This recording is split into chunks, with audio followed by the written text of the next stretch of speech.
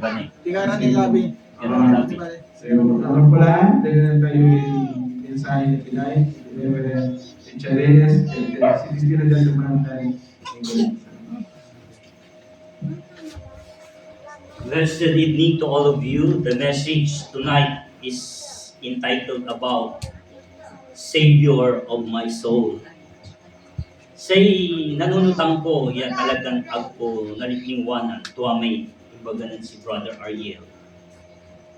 Prangkara, Derek Sara. 2 taon, ya, adistino dya, amidwan pawil, if I'm not mistaken, if my memory is correct. Bala, no atenyid mo ilignaan ng Nanay Ermelinda, aming explican mo panangaro, lagpasanto. Amen. Say, simublay at siya, yan nanunutan ko, Reverend Peterson. Wow. Sa may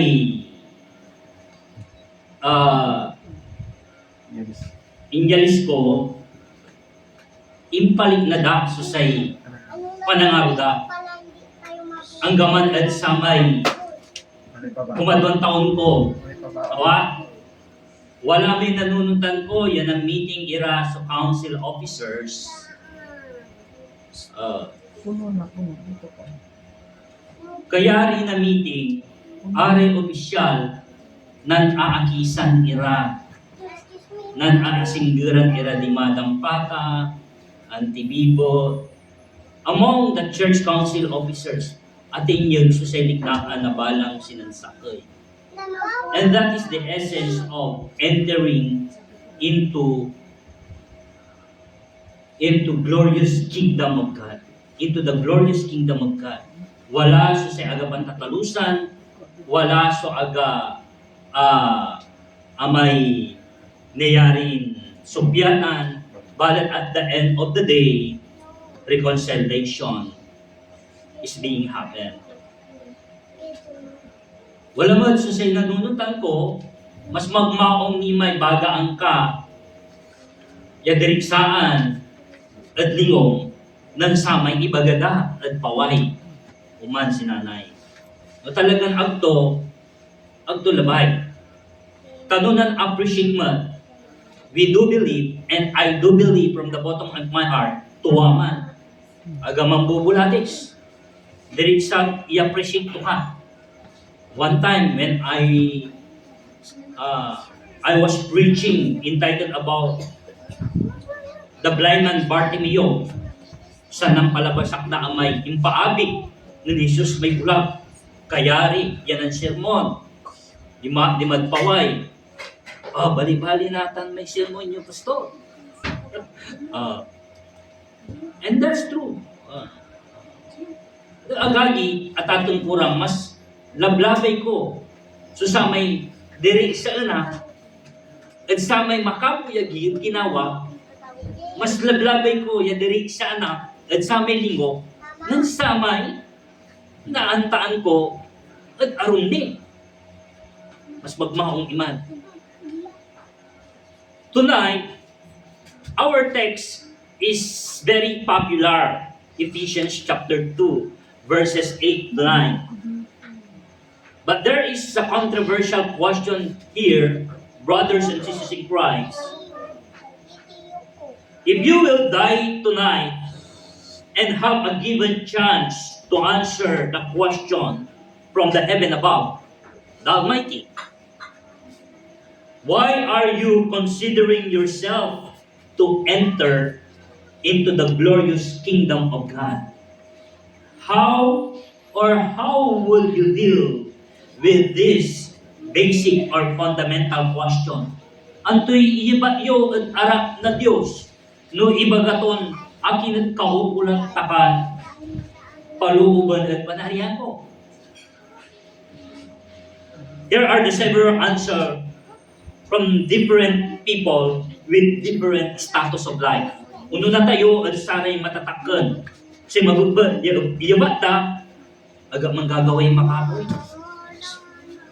Katong nayarin makaluubak at pawon o panari ay Diyos. Diyan sari at atong balat sa iyabanda. We intensely express our loving care to our children and we are preparing their good future. So that's the reason why we are qualified to enter into the glorious kingdom of God. Diyan saray business, politicians, aray walaan, aray mayaman.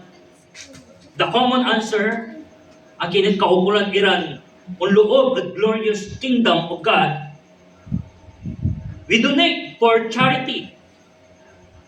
We give our money for the sake of people. Atan sa common answers. Diyan young people balad. Here are the common answer. We prioritize fellowship. With the young people, we enjoy friendship. We enjoy life. Brethren in Christ, amin kayo yawad siya natan. These answers or response are doomed to fail. Before answering the question a while ago, how can we understand or view about salvation? Nilaman tayo lang kasi agagi ng atatang pura. Yes, we know the facts of or definition of salvation.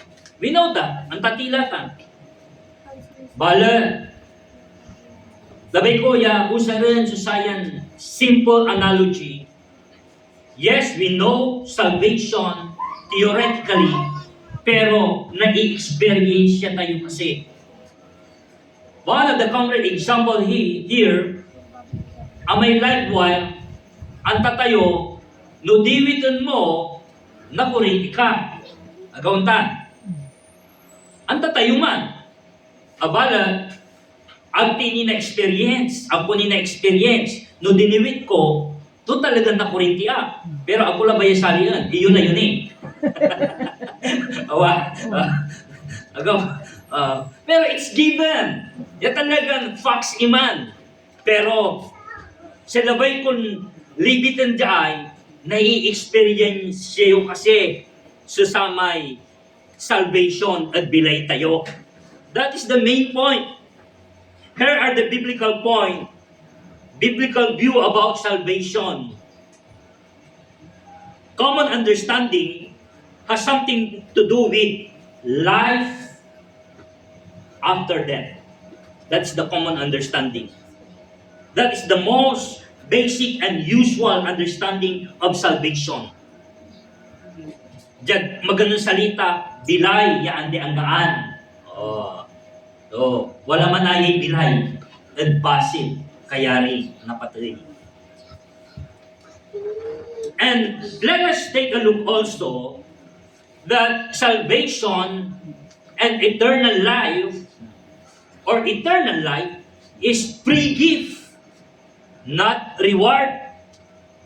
Balag sa pinandumaan tutay atay upa tan atay regalo.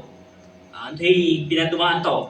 Amay upa, ikaw bulan mon, pantrabawan, agauntan. Kaukulan niya manlinglingan ka. Kaukulan niya impaduag yung trabaho. Upaman. Nabalat may regalo ay. Kaukulan mong trabahoan iman. Ande. Inter na Diyos itan, agagitan, atatang pura. Dapat malinaw at say si katayo, ya say kilalaban, tan say bilayaan di anggaan, regalo tan at say si katayo. Inormana ayang tay bilayaan di anggaan. Pastor, ang kapuni bilayaan di anggaan ko, ta, aliwa ni inatoy. Kaukulan ni umpatoy, tapyano, nawalaan kay bilayaan di anggaan. That's wrong concept about eternal life. Ang may eternal life, manaayam di tanla at kamararwayo. No, panisyan nyo, ya si Kristo, so say si kato, so manangilaban na kamararwayo.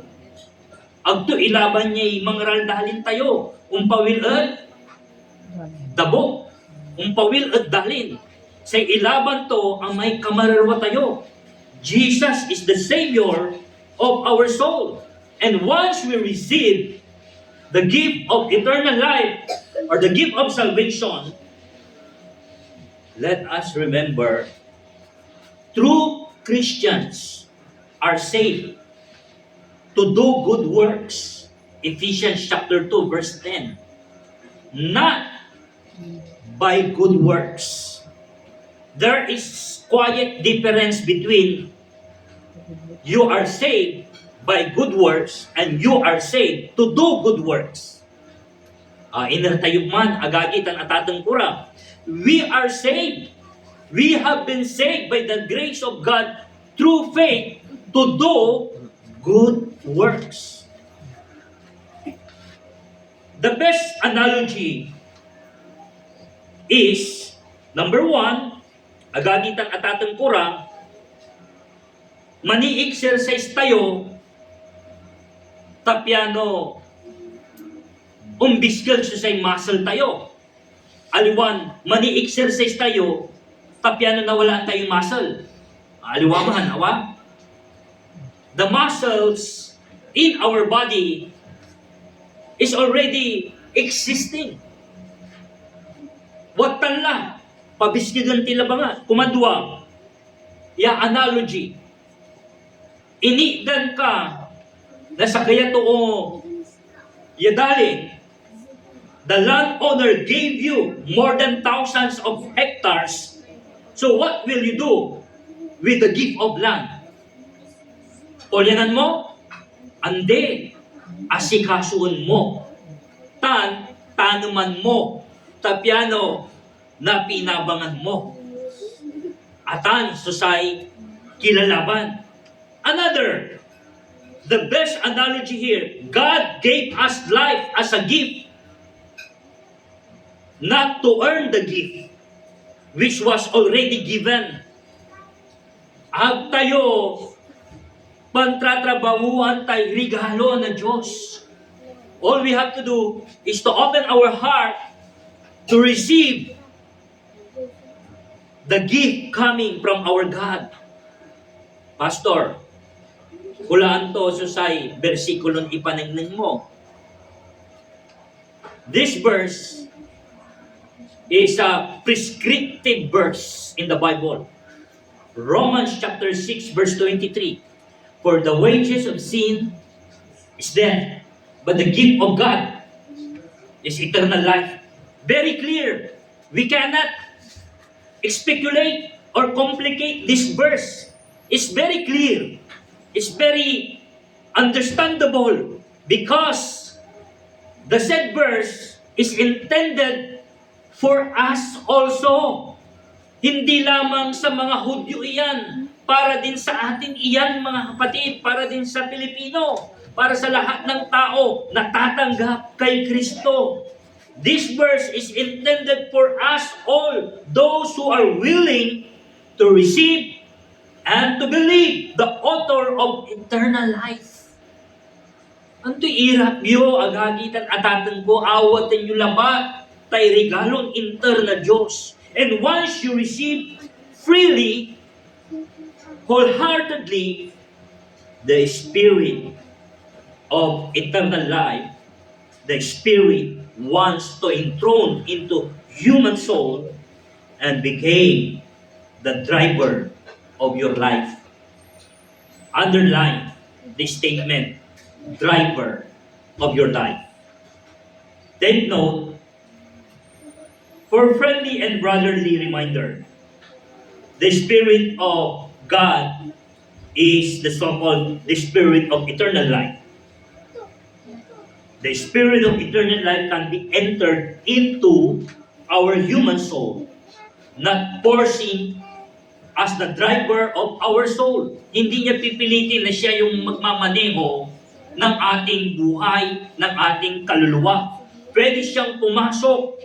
Pero, brothers and sisters in Christ, let me remind you and let me tell you, the Spirit of God can reside into our soul as ano yung role niya? Ito, tatlo. Standby, Pangalawa, passenger or conductor. Pero ang gusto ng Diyos, ang gusto ng Espiritu ng Diyos, maging driver siya ng ating buhay. Amen. There is difference between conductor, passenger, and standby. Pwede siyang pumasok pero hindi siya ang driver ng buhay mo. Nagiging passenger pa siya once in a while. Di ba? Pag naging passenger siya, sino ang driver? Ikaw. Di ba? Yung gusto mo lagi ang nasusunod. Yung gusto natin ang laging nasusunod. Pwede rin mo siyang gawing conductor. Ano ang rule ng conductor? Taga-singil. Gusto mo blessings lagi. Gusto mo makatanggap ka lagi. Pero, let me remind you, ang nais ng Espiritu ng Diyos, kapag tinanggap mo ang buhay na walang hanggan, maging driver ng iyong buhay. The Spirit of God should be the driver of our life as saving people of God.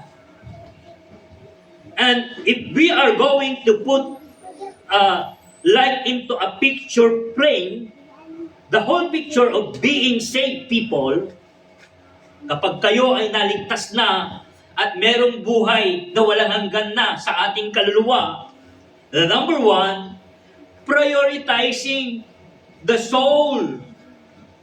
Inuuna natin ang ating kaluluwa, mga kapatid.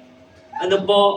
Sa pamamagitan ng healing and cleansing power of the Word of God. Nothing more, nothing less, nothing else, sapagkat ang kinakain ng kaluluwa ay ang salita ng Diyos. Now, brothers and sisters in Christ, for the conclusion, in order for us to understand what is Savior of our soul means, piano na talusang tayo. I do not know if you hear already the story of the parable of the queen and with 4 wives. Aringal yulaya, siguro antini. Awa, iparingal ko at say si kayo. The parable of the queen with her 4 husband. 4 husband.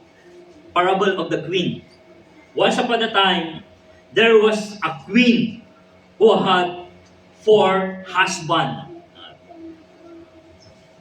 She loved her 4th husband the most. She adored so much. Si Kato na kayamanan with rich robes, jewels, gold, and give him only the best. Si nga hari, si intrato to at sa may asawa to. Yalaki.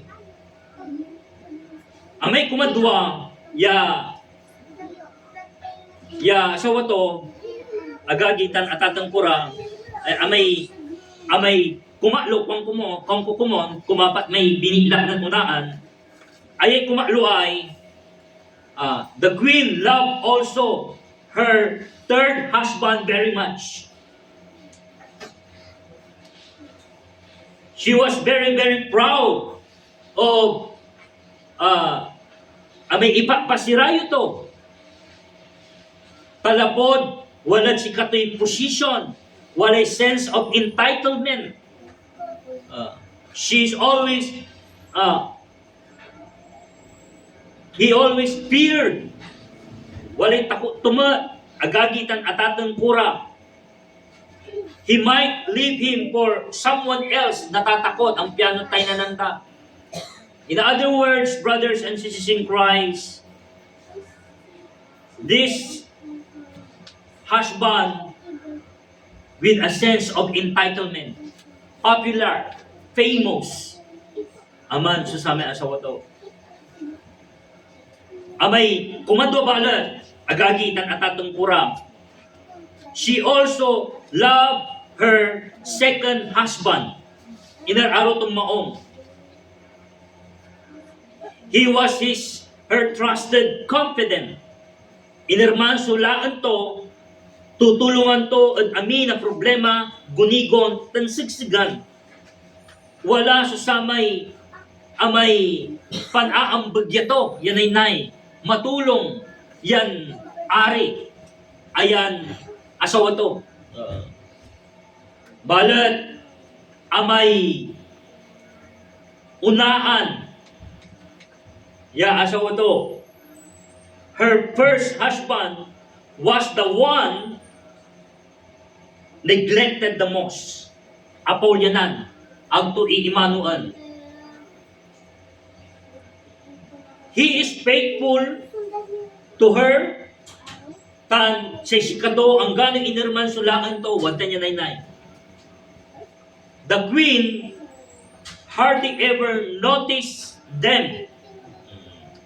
Unya ay sulabay ton ibagaya, agagitan atatang kura. Then one day, the queen fell into severe sickness. Adapuan na sakit, adapuan niya sigsigan, antato ya singgirla susay, gipapatig to. Kinatungtungturan amin may apat, sinansabling tura. Say kwanto, when I die, one of them, or who among them, will surely follow me to the afterlife. So the queen went to each of them. Say kwanto sa amin kumapat, I love you the most.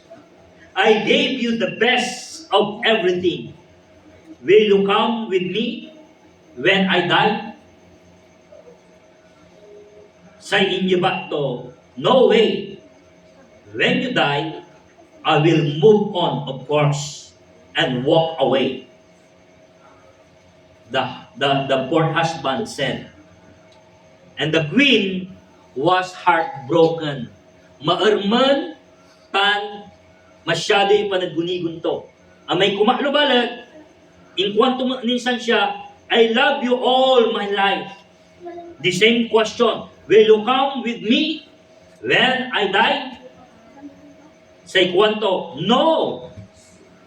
Kwanto may laki, amay kumaklon asawa. Life is too good. When you die, I will remarry and seek another queen. Maarman niya tuloy, agagitan na tatangkura. Tan amay kumadwa, ya asawa to, in kwanto, I have always turned to you for help. Will you follow me? The queen asked, and he answered, I'm sorry, I can only go with your grave, preparing for your funeral, but no further. Again, the queen was deeply saddened. Agagi itan atatang kura, ang to kayo po kumbinsihan yan istorya, ya, mga sawa kayo yung apatira. This is only an analogy and illustration. After a long pause of loneliness, with deep breathing of inhaling, there was a voice called out. Walay boses siya. Yan. Amay kunaan si kwanto. Amay kunaan niya sa wato. I'll go with you, queen, my beloved wife. I will follow you wherever you go. The queen looked up and there was her first husband. Numbers of decades of neglect. Pigaran tao-tao niya pinulya ng to. With tears in the eyes of the queen said, I should have taken better care of you when I had the chance. The queen literally neglect her first husband, and yet her first husband was willing to follow wherever the queens go. Ang ganong inasulahan to, ang gaman kong patoy, mila, tanunla. And what is the lesson of this story, brethren? This is a very important. With meditation of our heart and soul, the story has a meaningful message for us today. The first husband represents wealth, represent material things, represent gold, jewels, diamonds, loving of the money, taynanan tukalan lamang taynanan mo lamang. Amay kumadwa, represent position, entitlement, degree. Yan ang kanyang ipinapakita. Taynanan tugtirman lamang itan, tag tayo na awit itan. Amay kumatlo, it represent our loved ones, our relatives, our literal husband, literal wife, our children. Agkatan makapila, at say si katayo, at biyat na bilay. Amay unaan, antoy ipapanagnin to. Ipapanagnin to man, amay kamarerwa tayo. Patay tayo, ibaan to tayo, anggan iner, agagi, tan atateng pura. The question here, brothers and sisters in Christ, that I would like to leave for simple question. How is your soul today? Kumusta po ang inyong kaluluwa? Na kung saan sasamahan ka niyan hanggang sa kabilang buhay. We do not know what was happened to the queen. No inasikaso di kamarerwa to o dino andi. I leave these questions to all of us. In the name of the Father, and of the Son, and of the Holy Spirit.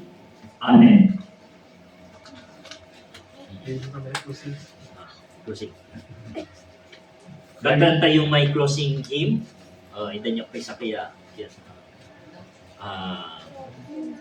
He is Lord. Tayo. He is Lord. He is Lord. He is risen from the dead, and He is Lord. Every knee shall bow, every tongue confess that Jesus Christ is Lord. He is love. He is love. He has shown us by His life that He is love. All His people sing with one voice of joy that Jesus Christ is love. He is life. He is life. He has died to set us free, and He is life. And He called us all to live evermore. For Jesus Christ is life. He is King. He is King. He will draw all nations to Him. He is King. And the time shall be when the world shall sing. He is the Jesus Christ. Number 5. You are Lord. You are Lord.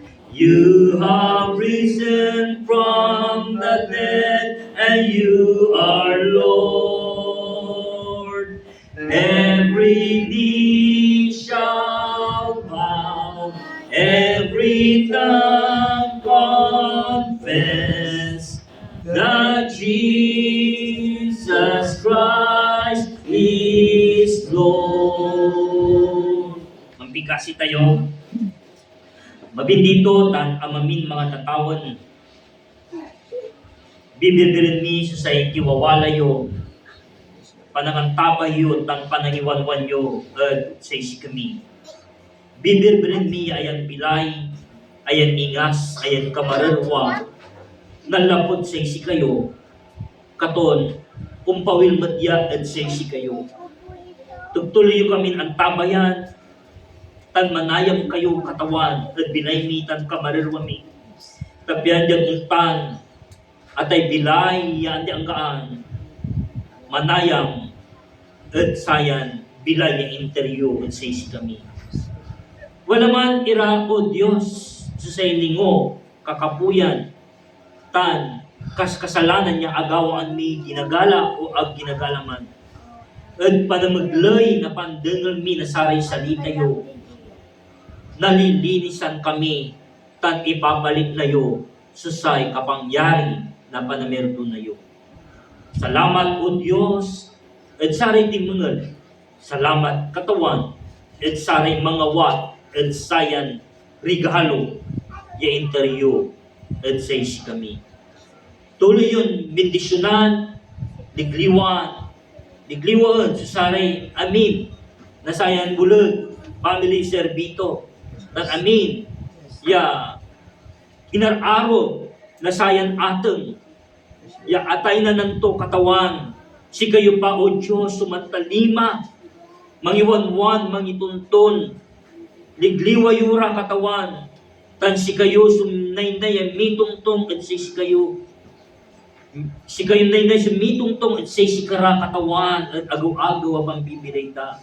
Tuwa o Diyos, wala ra katawan susaray amin ya bangatlan aga makaruruyo ya agawan mi at pambahalag sasayakupan nyo kami, itatabi nyo kami, iaalagay nyo kami, tan iibaan nyo kami.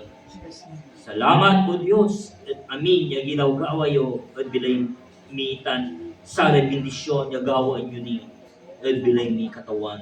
Punasyo, susay amin, ya erman mi, susay akis mi, talapod agmila, nakatungtong ya arap-arapan, susay at ina. Wala ra katawan, susay amin ya intilakda katawan, ya mabilabilhay at puso mi, agmi nalingwanan. Kasay ina, siya, interto, susay bilay to at anak to. At si katutan, susami birbirin mi o Diyos, ya pulang susayan bilay, ya singa balis at say sikara. O Diyos, salamat, iparuntal mi, susay bilay mi at say si kayo, awa iyo, tan, unloob kami, at panarian yung katawan. Ya si Kristo, sumanangayam, at puso mi. Tingaran ang katawan mi ni Kristo, si katurayan amin, susay pikasi mi. Amen. And now let us receive the perfect love of our Heavenly Father and the communion of His Son, Jesus Christ, and the fellowship of the Holy Spirit be with us now and forevermore. Amen. Amen. Amen. Amen.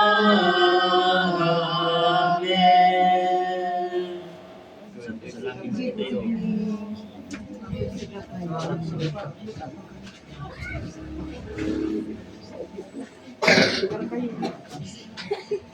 Ano po yung mata niya?